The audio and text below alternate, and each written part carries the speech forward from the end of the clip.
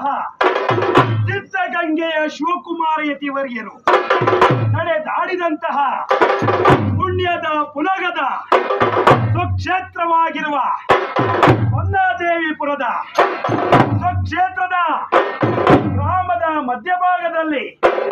ಪವಾಡಗಳನ್ನು ಮಾಡಿ ತೋರಿಸುತ್ತಿರುವ ಮತ್ತು ಆಂಜನೇಯನ ಗೃಹದಲ್ಲಿ ಊರಿನ ದ್ವಾರಬಾಗಿಲಲ್ಲಿ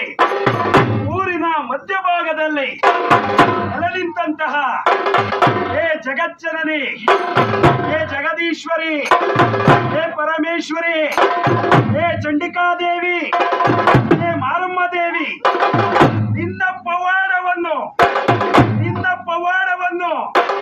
ಹೊಂದಿಕೊಂಡು ಇಂದಿಗಿಲ್ಲವೆನ್ನುವ ಶತದ್ರೋಹಿಗಳಿಗೆ ನೀನೇ ಗಂಡ, ವಿಧಿವಿಲಾಸಕ್ಕೆ ಪುಂಡ.